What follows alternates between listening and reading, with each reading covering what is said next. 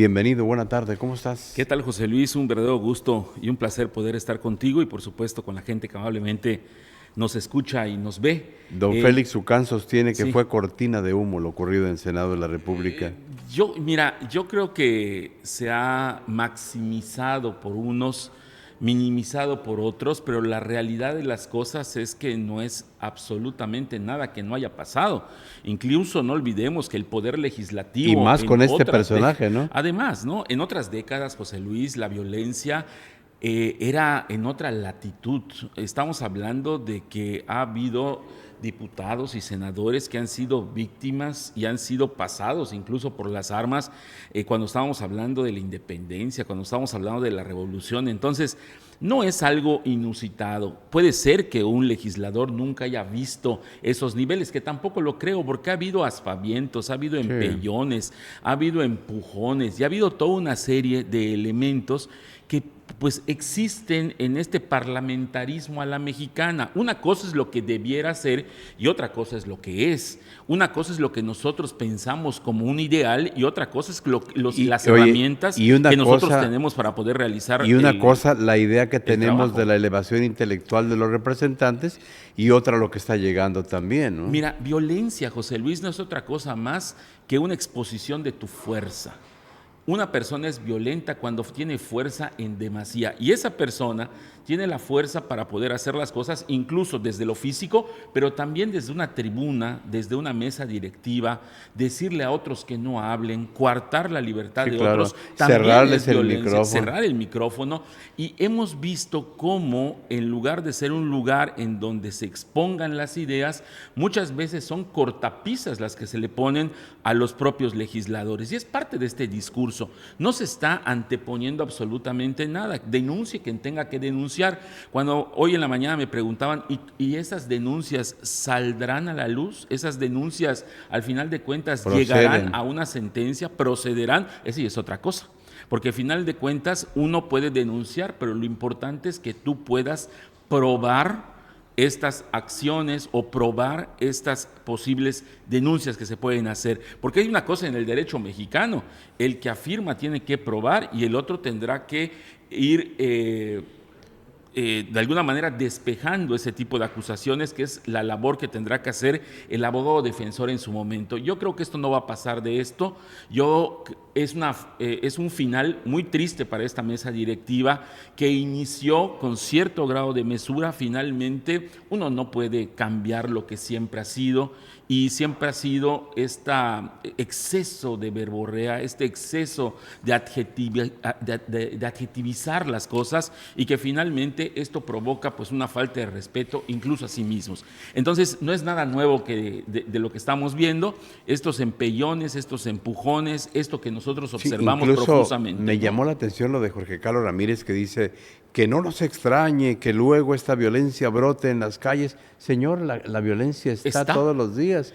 Está en el tráfico, en la persona que maneja de manera violenta, está en las entidades donde la violencia es parte de una desgraciada cotidianidad. Sí, José Luis, y yo creo que en el estado de Yucatán tendremos que ser muy empáticos para poder entender esto. Si bien hay cosas que se están viendo en el estado, a diferencia de otros estados de la República donde conviven cotidianamente, nosotros hablamos acerca del tránsito, acerca del calor, pero no estamos hablando de lo que se habla en otros estados de la República, como pueden ser este grado de extorsiones, este grado de violencia y sobre todo este grado de inseguridad que el ciudadano siente ante la falta del trabajo que tiene que hacer el Estado en su conjunto. Y ante ello, pues otras latitudes pues han tomado otro tipo de acciones. Es increíble ver la cantidad de guaruras con las que andan no tan solo legisladores, empresarios y personas de interés quizá para la delincuencia, y que tú los puedes ver en la Ciudad de México con 4 o 5 personas armadas que están acompañando al hijo, a la familia Sí. o al propio empresario.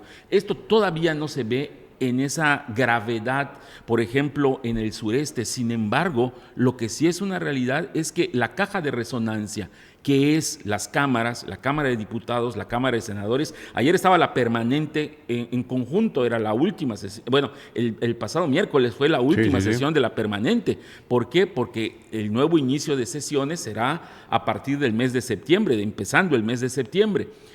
Pero ¿de qué es lo que estamos hablando? Es una caja de resonancia de mucha de la cerrazón de unos y la violencia de todos, y al final de cuentas lo vimos y lo observamos en la Cámara. Y la siembra y división de 6 años, donde todos los días reiteradamente se hablaba de buenos y de malos. El miércoles pensaba de este viejo, decían que los refranes son evangelios chiquitos y que tienen mucha razón de ser, y los refranes recogen esa sabiduría popular, José Luis, que es a partir de la observación, esta reflexión, y que se iban armando como cuñas en la mente para saber cuándo estabas haciendo mal o cuándo estabas haciendo bien o qué conducta tenías que hacer.